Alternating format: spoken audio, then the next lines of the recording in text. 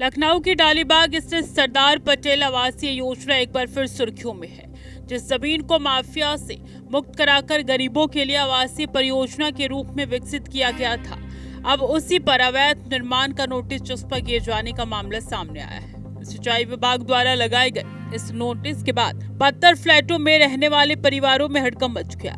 ये वही परियोजना है जिसे सरकार ने माफिया मुक्त भूमि के पुनः विकास का एक बड़ा उदाहरण बताया था।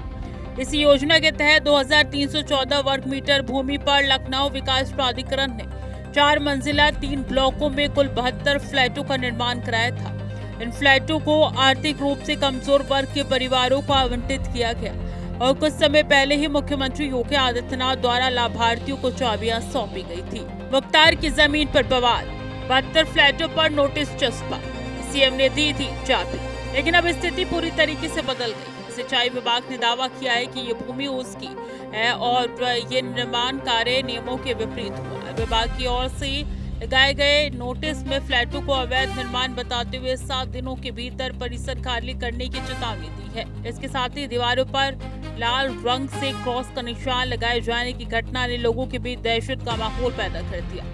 स्थानीय निवासियों को कहना है कि जब ये जमीन वर्षों तक माफिया मुख्तार अंसारी के कब्जे में रही तब किसी विभाग ने आपत्ति नहीं जताई, लेकिन अब जब सरकार ने इसे खाली कराकर गरीबों को आवास उपलब्ध कराया तो अचानक से जमीन विवाद और नोटिस की कार्रवाई सामने आना समझ से परे है। लोगों का आरोप है कि ये पूरी तरीके से सिस्टम की लापरवाही और आपसी समन्वय की कमी का नतीजा है। इस पूरे मामले ने प्रशासनिक तंत्र को भी कटघरे में खड़ा कर दिया।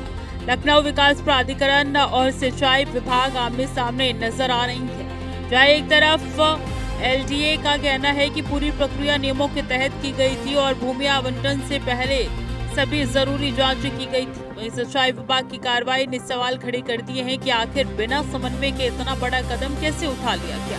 7 दिन में खाली करने का आदेश, लाल क्रॉस से बढ़ा डर। विवाद बढ़ने के बाद प्रशासनिक स्तर पर हलचल तेज हो गई। ये दोनों विभागों के बीच बातचीत की खबरें सामने आई। सूत्रों के मुताबिक सिंचाई विभाग ने अपने नोटिस को लेकर स्थिति स्पष्ट करते हुए इसे आंतरिक त्रुटि बताया है और इसे वापस लेने की प्रक्रिया शुरू करने की बात कही है।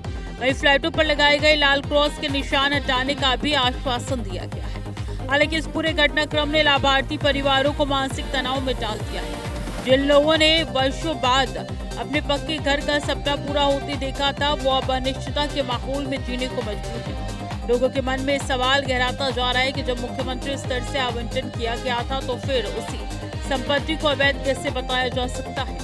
ये मामला अब सिर्फ एक नोटिस या जमीन का नहीं रह गया, बल्कि ये सरकारी विभागों के तालमेल रिकॉर्ड की बारदिश्ता और प्रशासनिक जवाबदेही पर बड़ा सवाल बन गया। क्या वास्तव में ये सिर्फ एक तकनीकी गलती है या फिर सिस्टम के भीतर कई गंभीर चूक हुई है, ये जांच का विषय है। एलडीए और सिंचाई विभाग आमने सामने, सिस्टम की बड़ी प्रशासनिक चूक। फिलहाल सिंचाई विभाग द्वारा नोटिस वापस लेने और स्थिति को सामान्य करने के संकेत दिए गए हैं, लेकिन डालीबाग की सरदार पटेल आवासीय योजना का ये विवाद एक बार फिर सोचने पर मजबूर करता है कि जब सिस्टम के भीतर ही समन्वय की कमी हो तो सबसे ज्यादा असर उन लोगों पर पड़ता है जो पहले से ही सबसे कमजोर स्थिति में है।